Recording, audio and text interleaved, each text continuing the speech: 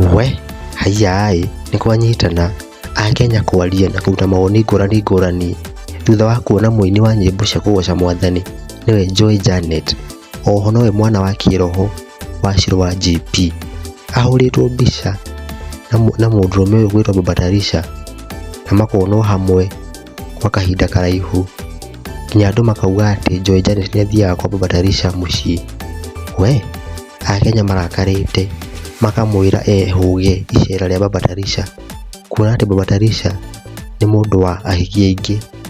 We rĩu kaĩ Akenya nĩ marĩtie mũno tondũ monaga o mũthenya Joy Janet akĩhũrwo mbica na Baba Talisha, makamwona nginya mena mwana wa Baba Talisha hamwe. Akenya morĩtie Joy Janet ethe mwanake mwega mũnini wa kanitha, hihi mũini wĩnagĩra Ngai nyĩmbo cia gũtwara andũ matu-inĩ, ahikio nĩwe arĩwe handũ ha kũhikĩra Baba Talisha. Makiuga atĩ nĩonekaga na ahiki aingĩ mũno, o mũthenya ahũragwo mbica na ahiki aingĩ. We kaĩ Shirũ wa GP ekĩrĩire kĩ ndararia maũndũ maya ma Joy Janet na mũthuri ũyũ we hihi we woni waku nĩ ũrĩkũ? Niĩ njĩtagwo Nyandarua Guy kuma kũrĩa Nyandarua. Haha nĩho wonaga mũcene o wothe maũndũ marahanĩka o mũthenya, tũgĩ subscribe.